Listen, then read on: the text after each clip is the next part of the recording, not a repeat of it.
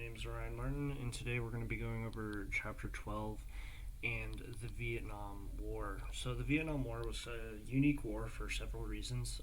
The introduction of TV happened to just coincide with kind of the start of the Vietnam War, and as it said in the book, television kind of showed the raw horror of war the way print journalism could not.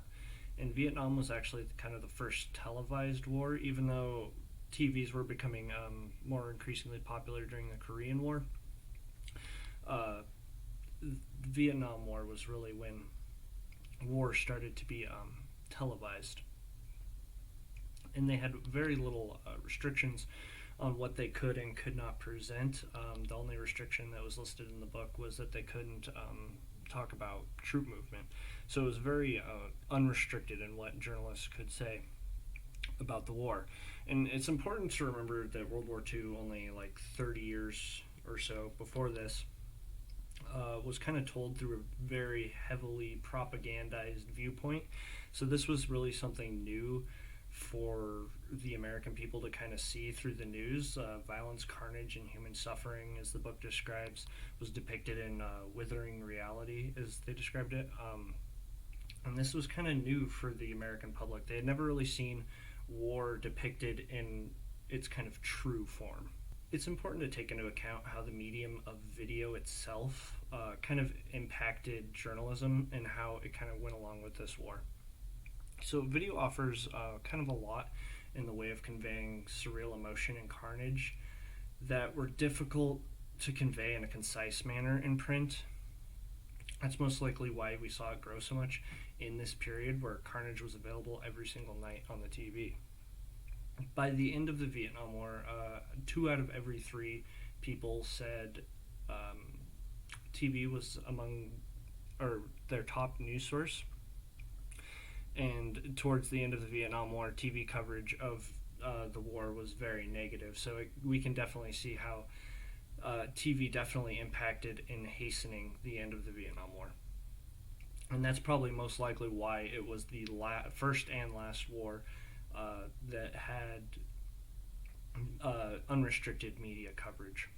The ethical tensions I want to bring up, there were a couple in this chapter, but the main one I saw was virtue ethics. NBC, ABC, and all these kind of news broadcasting companies chose to report on only what they thought to be good for society, and the credibility was kind of taken for granted with like people like Walter Cronkite.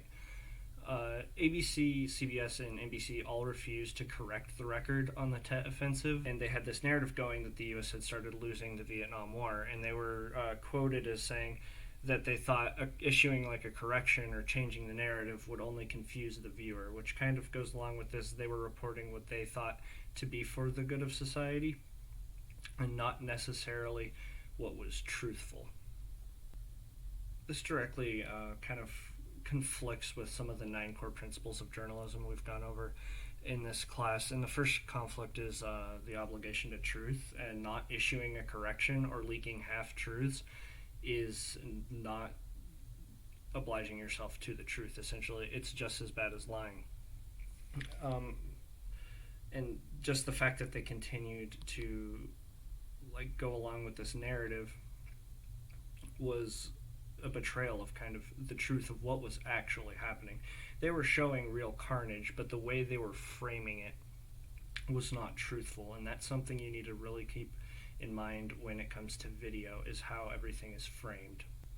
Another conflict was that they were not comprehensive or proportional. They gave far more coverage to flashing news events such as the Tet Offensive and the Saigon execution photo, and not necessarily a view of the war in its entirety. And as a side note, for the execution photo, there wasn't really a lot of context given in the book, which is kind of disappointing, and there wasn't a lot of context to the photo when it was taken and became famous. And I think that's a really good learning point for a lot of visual mediums, is sometimes there's not a lot of context and you only see what's presented to you in the video or picture. And although this seems all negative, there were some good instances of journalistic practices as well. They monitored power with the account of the Zippo story and even got chewed out by the president. If the president is calling you on the phone because you reported the truth, you're probably speaking truth to power. So I'd say they did that probably pretty well. And an analogous modern example of these issues can kind of easily be seen in the reporting and how it was handled about WMDs in Iraq in the early 2000s and the invasion of Iraq. And it's no secret the TV media at the time kind of favored the WMD narrative, and there were a lot of more print oriented journalists who kind of questioned that. But ultimately, we know now in hindsight how everything turned out, and I think it's kind of comparable to how TV kind of misled viewers and set a specific narrative that with the dishonesty that kind of shaped public opinion. Of course, coverage for Vietnam was unfavorable, while coverage for the invasion of Iraq was certainly favorable. And the discussion question I have for you guys: do you think that TV media has undue influence as a news source in the modern day United States, and why do you think they became the number one news source for so many Americans so quickly in the late 60s?